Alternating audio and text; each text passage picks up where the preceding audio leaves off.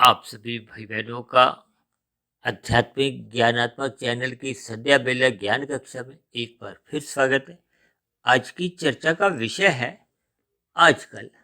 देखिए, आजकल शब्द को हमने काले रंग से इसलिए दर्शाया है क्योंकि वर्तमान समय में देखिए, यानी कि आजकल में क्या चल रहा है, कलयुग चल रहा है।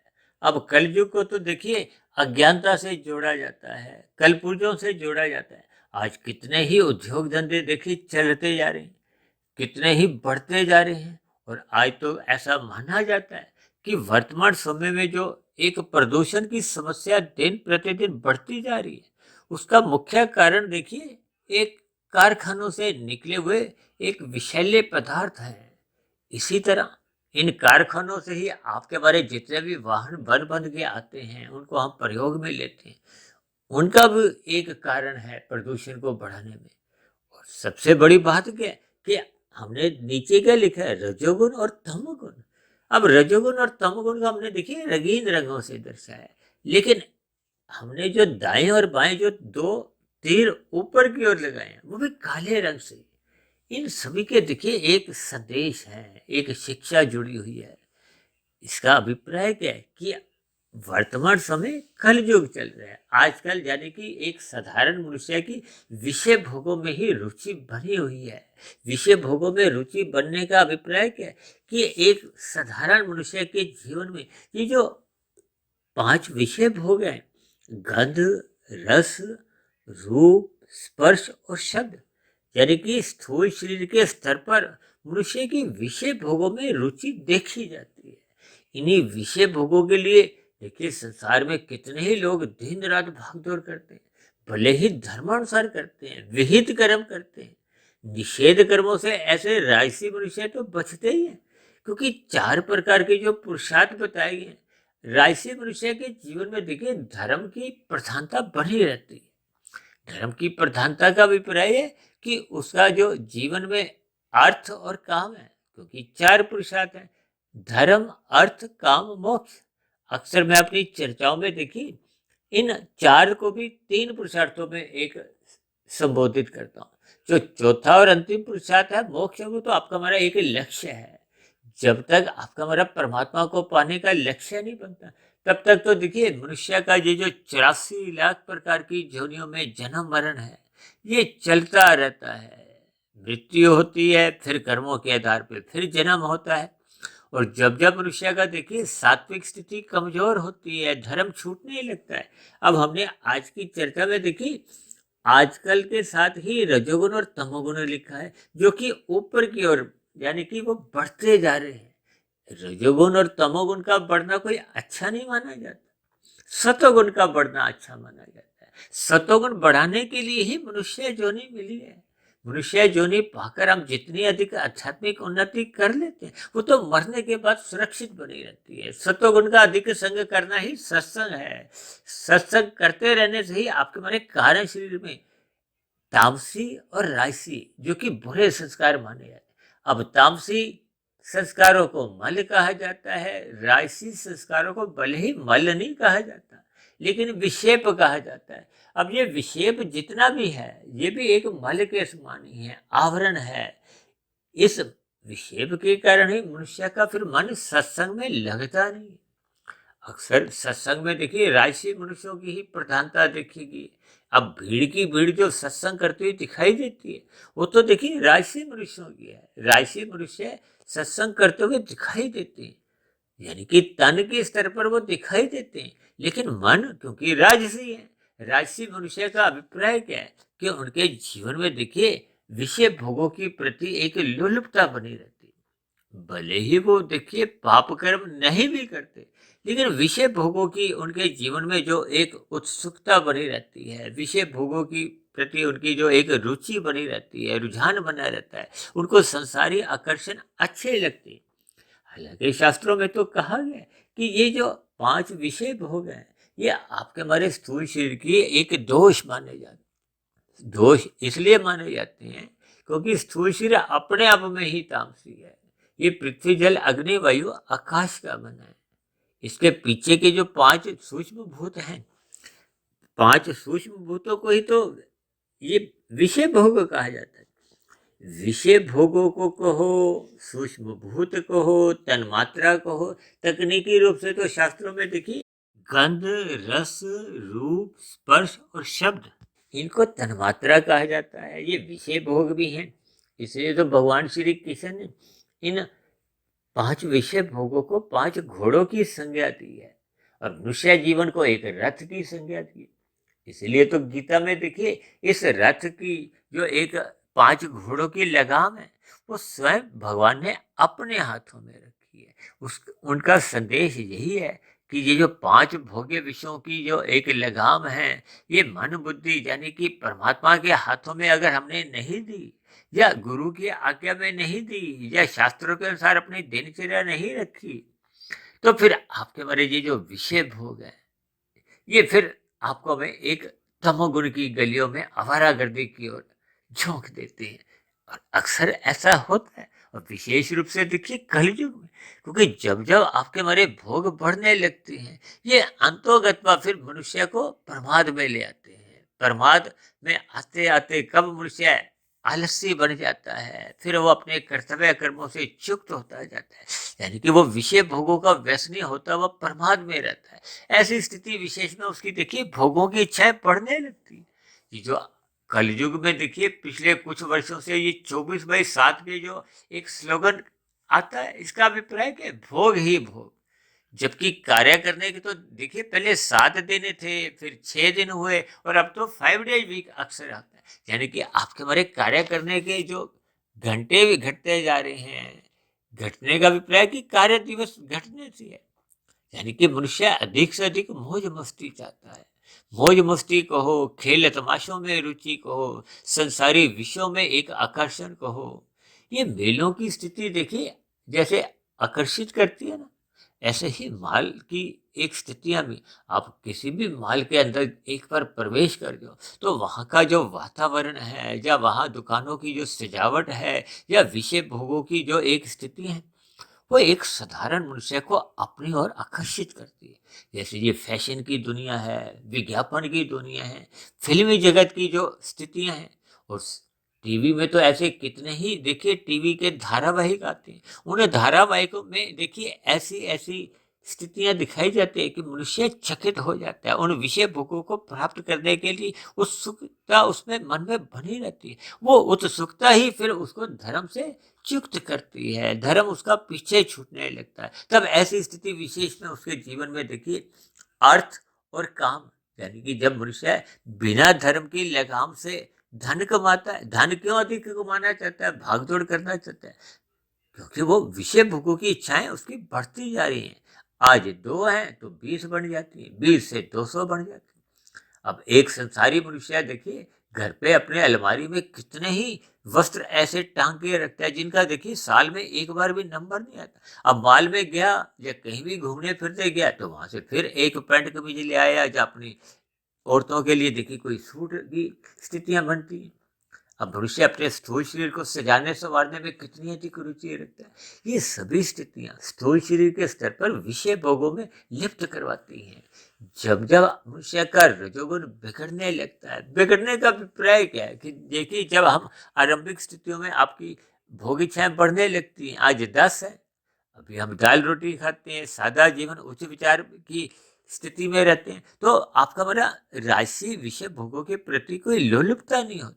हम केवल अपने स्थूल शरीर की आवश्यकताओं की पूर्ति के लिए पुरुषार्थ करते हैं, अपना मर्यादित जीवन रखते हैं। तब ऐसी स्थिति विशेष में मनुष्य का सत्संग में मन टिकता है, वो रात को भी जल्दी सो जाता है, यानी कि रजोगुण मर्यादा में आ जाता है, तो फिर तमोगुण में गिरने की उसकी इच्छा ही नहीं होती। रात को जब मोहनात्मक स्थितियां होती हैं, उन स्थितियों से मनुष्य बचते हुए रात को जल्दी सो जाता है। जब रात को जल्दी सो जाता है, तो फिर सुबह ब्रह्म मुहूर्त में उठकर वो परमात्मा का ध्यान लगाता है। सत्संग की बातें उसको सुनना अच्छा लगता है, सात्विक साहित्य पढ़ना उसको अच्छा लगता है। ये सभी स्थितियां उसका परमात्मा में ध्यान टिकाती हैं, कार्यशील में शुभ संस्कार बनाती हैं। जो पहले के बुरे संस्कार, राजसी या तामसी संस्कार बने होते हैं, वो धीरे धीरे कमजोर पड़ने लगते हैं। क्योंकि जब जब अच्छे संस्कार बनते हैं, तो बुरे संस्कार अपने आप ही कमजोर होने लगते हैं। कमजोर होते होते मिट जाते हैं, दग्ध भी हो जाते हैं। जब बुरे संस्कार दग्ध बीज हो जाते हैं, तो मन बुद्धि में किसी भी प्रकार के कोई भोगों के फुरने नहीं उठते, विचार नहीं आते, वृत्तियां नहीं उठती। तब ऐसी स्थिति विशेष में नए कर्माशय में कोई राशि कर्म ही नहीं होते। ये सभी स्थितियां बहुत ही क्रमबद्ध तरीके से आपके हमारे जीवन में बनती बिगड़ती रहती हैं। बढ़ती तब है जब मनुष्य सत्संग करता है। सत्संग करता है तो उसका रजोगुण मर्यादा में रहता है। रजोगुण मर्यादा में रहता है तो तमोगुण में गिरने की जो एक संभावना होती है वो समाप्त हो जाती है। और यदि मनुष्य का देखिए रजोगुण बिगड़ने लगता है, अमर्यादित होने लगता है, विषय भोगों की कामनाएं बढ़ने लगती है, यानी कुल मिलाकर मनुष्य के जीवन में जब जब रजोगुण बढ़ने लगता है तो फिर वो तमोगुण भी बढ़ने से उसके जीवन में पशु वृत्तियों की प्रधानता आने लगती है। धर्म की मर्यादाएं समाप्त होने लगती हैं, धर्म छूटने लगता है। यानी कि जो धर्म प्रथम स्थान पे था, कहते हैं ना, धर्म की चार दीवारी में ही अपना जीवन बिताओ, धर्म की चार दीवारी में रहते हुए धन कमाओ, धर्म की चार दीवारी में रहते हुए अपनी आवश्यकताओं की पूर्ति करो। जब जब आपका हमारा धन कमाने की मन में इच्छा एक स्थित हो जाती है, कार्य शरीर में उसका संस्कार बन जाता है, फिर वो दिन रात भागदौड़ करता है। 2 के 4 बनाओ, 4 के फिर वो 40 बनाता है, 40 के फिर वो 4,000, 4 लाख, 4 करोड़, यानी कि वो धन कमाने में ही संग्रह वृत्ति में अपने आप को ढाल देता है। और ये संग्रह वृत्ति में कितने अधिक अनैतिक कार्य होते हैं, कितने अधिक पाप कर्म होने लगते हैं, इसका मनुष्य को बोध नहीं रहता, ज्ञान नहीं रहता। क्यों नहीं रहता? क्योंकि उसका अब रजोगुण और तमोगुण ही बढ़े रहते हैं। अब तमोगुण के राशि भोग जब बढ़ते हैं तो मनुष्य प्रमाद में आता है। प्रमाद में आने से जब वो अनीतिगत कार्य करता है तो फिर उसके पाप कर्मों का कर्माशय बनता है। यानी कि ये रजोगुण और तमोगुण, इसलिए तो हमने दाएं बाएं जो 2 काले तीर ऊपर की ओर दिखाए। ये कलयुग में अक्सर ऐसा देखने की स्थितियां आप और हम देखते ही हैं कि संसार में ये रजोगुण और तमोगुण ही बढ़ते जाए, जिसका परिणाम क्या है? ये जो हमने तीसरी पंक्ति में देखिए सतोगुण लिखा है, ये घटता जा रहा है। ये सतोगुण ज्ञान में स्थिति में है। अब जब जब देखिए सतोगुण घटता है, अब जैसे शाम को देखिए सूर्य का प्रकाश एक छिपता है या सूर्य की स्थिति में वो अस्त होने लगता है। वैसे तो देखिए सूर्य 24 घंटे अपना प्रकाश देता है, लेकिन सूर्य के साथ साथ पृथ्वी पर जो हम रहते हैं इसकी स्थितियां कुछ अलग हैं। ये गोल है, ये अपनी सतह पे घूमती है, तो फिर ये दिन रात आपको में भाषित होती है। यानी कि मेरा कहने का अभिप्राय क्या है कि जैसे ही सूर्य ढलता है तो एक अंधकार में स्थिति उत्पन्न होने लगती है। तभी तो बार बार क्या हम करते हैं, अपने घरों में लाइट जलाते हैं। अगर हम वाहन चला रहे हैं तो अपने वाहन की लाइट भी ऑन कर देते हैं। किस लिए? ताकि आपको में स्थूल शरीर के स्तर पर ठोकरें नहीं लगे। अब रात को यदि हम बिना लाइट के वाहन चलाते हैं, सड़कों पे भी यदि लाइट नहीं हो तो फिर दुर्घटनाएं होने की ही स्थितियां बनती हैं। ठीक इसी तरह घर पे जब हम रात को प्रवेश करते हैं तो सर्वप्रथम ताला खोल के हम क्या करते हैं, लाइट ऑन करते हैं, ताकि प्रकाश में आपको हमें शरीर के स्तर पर कोई ठोकरें नहीं लगे, दुर्घटनाएं नहीं हो।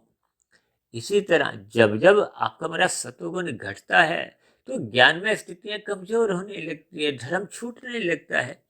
ये धर्म जब सतोगुण, जब परमात्मा की विमुक्ता, ये सब एक ही दिशा में चलती है। जब जब आपका सतोगुण घटेगा, नीचे की स्थितियों में जाएगा, और ये नीचे की स्थितियों में कब जाता है? जब आपका हमारा रजोगुण बढ़ने लगता है, तमोगुण बढ़ने लगता है। ये दोनों ही स्थिति, देखिए हम सतोगुण से हटे या सतोगुण स्वयं हटे, दोनों ही स्थितियों में अंधकार में स्थितियां बनती हैं, राजसी स्थितियां बनती हैं। यानी कि धुंध की स्थितियां बनती हैं या अंधकार की स्थितियां बनती हैं। और ये दोनों ही स्थितियां कब दूर होती हैं? अक्सर देखिए सर्दियों के दिनों में आप देखते हो ना, धुंध कब जाती है? जब सूर्य का प्रकाश आता है। यानी कि रजोगुण कब समाप्त होगा? जब हम श्रद्धा पूर्वक सत्संग करेंगे। और तमोगुण कब समाप्त होता है, अंधकार कब समाप्त होता है? जब ज्ञान का दीपक जलाते हैं। देखिए इन सभी शब्दों के हमें भावार्थ समझने होंगे। यानी कि रजोगुण और तमोगुण ये सतोगुण की लगाम से ही नियंत्रण में आ सकता है, अन्यथा ये रजोगुण बिगड़ेंगे बिगड़ेंगे, अभिप्राय ये बढ़ेंगे तो फिर आपके मरीज जो एक कारण शरीर में वो अधोगति की स्थितियां कहो, गर्भाशय बिगड़ने लगता है, संस्कार बिगड़ने लगते हैं। अब नीचे की योनियों में जाके तो फिर भी देखिए पाप कर्मों का क्षय होता है, क्योंकि दुख भोगे जाते हैं। वो दुख भोग भोग के जब वो पाप कर्म घट घट के पुण्य कर्म के बराबर आते हैं, क्योंकि शास्त्रों में तो बार बार कहा गया मनुष्य योनि तो तभी मिलती है जब संचित कर्मों में पाप और पुण्य कर्मों की कम से कम तुल्यता रहती है। और यदि पाप कर्म अधिक हो गए हैं, क्योंकि जब रजोगुण और तमोगुण बढ़ते हैं तो पाप कर्माशय बढ़ता जाता है, बुरे संस्कार बढ़ते जाते हैं। ये बुरे संस्कार ही फिर मन में बुरे फुरने लाते हैं। वो बुरे फुरने ही फिर स्थूल शरीर की कर्मेंद्रियों को बाध्य कर देते हैं, मजबूर कर देते हैं। आज समाज में जो एक अपराध की स्थितियां जो आप देखते हो, उसके पीछे का कारण क्या है? बुरे संस्कार। क्योंकि कलयुग में तो ऐसा माना जाता है कि नीचे की योनियों से विकास करते करते ही उनका निश्चय योनि मिलती है। अब नीचे की योनियों में भले ही उनका पाप कर्मों का कर्माशय घट घट के वो पुण्य कर्मों के बराबर आ जाता है। अब नीचे की स्थितियों में कब देखिए, यदि किसी का उदाहरण के लिए पाप कर्मों का कर्माशय 70% है, पुण्य कर्मों का 30% है, तब ऐसी स्थिति विशेष में उसके बुरे संस्कार अधिक बने होते हैं। अब नीचे जाकर उसके देखिए 70 से पाप कर्म घटते घटते 60 हो गए, 50 हो गए, 40 हो गए, जब वो 30 रह जाते हैं तो पाप पुण्य कर्मों की बराबरी हो जाती है, मनुष्य योनि की प्राप्ति हो जाती। लेकिन वो जो संस्कार 70% के जो बुरे बने थे, उन बुरे संस्कारों के साथ ही मनुष्य फिर एक कलयुग में जन्म लेता है। अब ऐसी स्थिति विशेष में वो बुरे संस्कारों की प्रधानता है, यानी कि कारण शरीर में प्रधानमंत्री कौन है? वो बुरा स्वभाव बना हुआ है, वो राजसी तामसी संस्कार बने हुए हैं। फिर वो अपना खेल फिर पुनः रचते हैं, मन में बुरे फुरने जगाते हैं, फिर वो स्थूल शरीर के कर्म बुरे होने लगते हैं। तो इस चक्र में मनुष्य फिर फंस जाता है। इन स्थितियों से बाहर निकलने का एक ही रास्ता है, वो है सत्संग का। इसीलिए तो बार बार कहा जाता है कि अपने अर्थ को और अपने काम को धर्म की लगाम से नियंत्रण में रखो। ये सतोगुण ही देखिए एक लगाम है, ब्रेक है। एक बार हमने वीडियो बनाया था ना, पावर ब्रेक। यदि वाहन में या आपके जीवन में कोई नियंत्रण नहीं है सत्संग का, सतोगुण की लगाम का, तो फिर आपका मेरा जीवन देखिए राशि या तामसी गलियों में ही छलांगे लगाता है। ये छलांगे लगाते लगाते ही मनुष्य की एक अधोगति की स्थितियां बनने की एक रास्ता बनता जाता है। क्योंकि रजोगुण अंतोगत मनुष्य को तमोगुण में गिराने का काम करता है। क्योंकि रजोगुण और तमोगुण ये पड़ोसी हैं। पड़ोसी अक्सर मैं अपनी चर्चाओं में इसलिए कहता हूँ क्योंकि 1 और 10 पास पास हैं। शास्त्रों में कहा गया तमोगुण से 10 गुना अच्छा रजोगुण है, रजोगुण से 10 गुना अच्छा सतोगुण है। इसी को मैं संख्या के आधार पर तमोगुण को 1, रजोगुण को 10 और सतोगुण को 100 कहता हूँ। अब 10 और 100 की दूरी तो दूर है, इसलिए तो ये शास्त्रों में विभिन्न प्रकार के कर्म कांड रचे गए। इनको मनुष्य यदि ज्ञान पूर्वक करता है तो मनुष्य सतोगुण में स्थित होने की उसकी संभावना बनने लगती है, यानी कि उसका एक क्रमिक सात्विक विकास होने लगता है। और यदि वो कर्मकांड ही देखिए लोभ से भय से करता है तो फिर उसके जीवन में अस्थायी रूप से कुछ सात्विकता आती है, लेकिन वो जैसे ही स्थितियां समाप्त होती हैं, क्योंकि मन में संस्कार तो तभी बनते हैं जब हम ज्ञान पूर्वक कर्मकांड करते हैं। यदि हम लोभ से भय से करते हैं तो उसके शुभ संस्कार बनते नहीं हैं। जैसे ही उन कर्मकांडों की स्थितियों से समय से हम बाहर होते हैं तो फिर हम पुनः अपनी राजसी दुनिया में तामसी दुनिया में लौट आते हैं। इसलिए इन सभी स्थितियों पर मनुष्य को विचार करना होगा। अपने मिले हुए जीवन में इन पशु वृत्तियों से ऊपर उठते हुए, यानी कि हमें अपने मिले हुए जीवन में आहार, मैथुन, निंद्रा और भय, ये 4 पशु वृत्तियां कही। इनसे ऊपर उठते हुए हमें सत्संग करना होगा। ये सत्संग करने से ही हम देखिए पशुओं से एक अलग स्थितियों में अपने आप को मनुष्य कहलाने लायक बनते हैं। यदि मनुष्य अपने मिले हुए जीवन में सत्संग नहीं करता, केवल पशु वृत्तियों में ही अपना जीवन बिताता है, तब ऐसी स्थिति विशेष में आपका हमारा कर्माशय भी बिगड़ने लगता है, संस्कार भी बिगड़ने लगते हैं। और मरने के बाद फिर नीचे की योनियों में जो कि पशु पक्षी कीड़े मकोड़े कीट पतंगे या वनस्पति, ये नीचे की योनियां क्रमशः फिर मनुष्य को जन्म लेने को बाध्य करती है।